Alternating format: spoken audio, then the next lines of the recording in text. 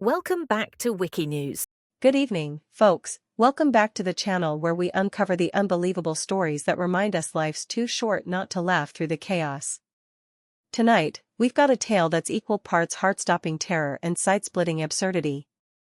It's the story of Tyler Vitelli, a 28-year-old adventure junkie from the suburbs of Chicago, who in the dead of a snowy January night in 2025, turned what should have been his final curtain call into the punchline of the year. Buckle up, because they thought Tyler was dead, gone, lights out, end of story. But oh boy, was he just getting started. Picture this, it's just past midnight on a freeway that's more ice rink than road, the kind of winter beast that swallows cars whole. Tyler's behind the wheel of his beat-up Jeep Wrangler, the one he calls Old Faithful because it's survived more off-road escapades than most marriages. He's fresh off a guy's weekend in the Wisconsin woods, think flannel shirts, bad karaoke, and enough craft beer to fuel a small brewery. Tyler's humming along to some classic Springsteen, windows cracked just enough to let in that crisp, pine-scented air, when his phone buzzes. It's a text from his sister, "Don't do anything stupid, bro."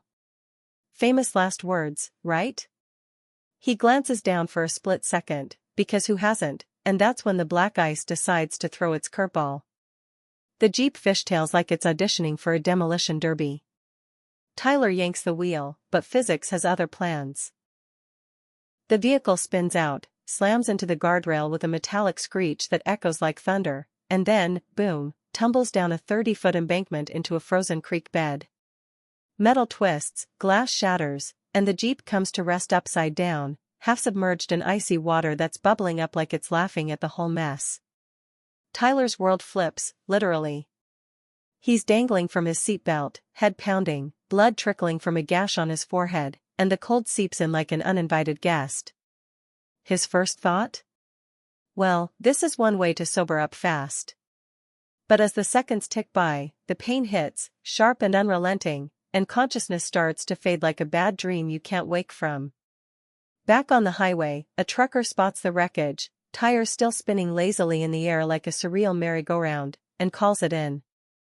Emergency crews swarm the scene under flashing lights that cut through the blizzard like spotlights on a stage. Firefighters rappel down the slope, expecting the worst, a mangled body, maybe a tragic headline for the morning news. They reach the Jeep, shine their beams inside, and freeze. There's Tyler, limp, unresponsive, pulse so faint it's like whispering. "He's gone," one paramedic mutters, the weight of those words hanging heavier than the snow.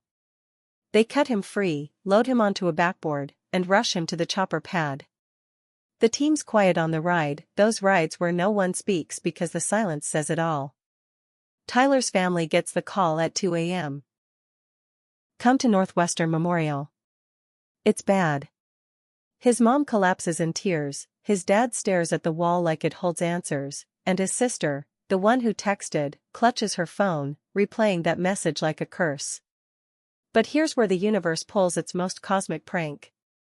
Tyler wakes up in the ER not to harps or tunnels of light, but to the beeping of monitors and a nurse yelling, "He's back." Turns out, that faint pulse was just Tyler's body playing possum, his heart rate dipped low from the shock and cold, but the guy was tougher than he looked. As the docs stitch him up, broken ribs, a concussion, and a sprained ankle that'll have him hobbling like a pirate for weeks, Tyler cracks his first joke, "Doc, if I'm alive, does that mean I get a free flu shot?" The room erupts. His family piles in, hugs turning to laughter through sobs, because nothing bonds like cheating death over bad hospital coffee. What makes this more than just a crash report? It's the hilarity woven into the horror, the way Tyler later swears the Jeep's airbag deployed like a whoopee cushion, or how he emerged from the wreck with his favorite bobblehead dashboard buddy still intact, grinning like it knew the secret all along. He spent a month in rehab, trading war stories with other survivors, and came out the other side with a mantra, "Life's a highway, but sometimes you gotta flip it upside down to see the view."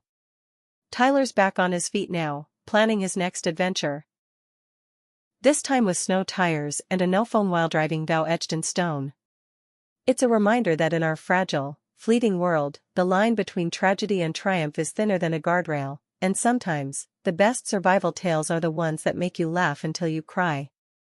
If Tyler's brush with the Beyond hit you right in the feels, or left you chuckling at the sheer ridiculousness, do me a solid, smash that like button to spread the word, and subscribe for more real-life roller coasters that'll keep you hooked.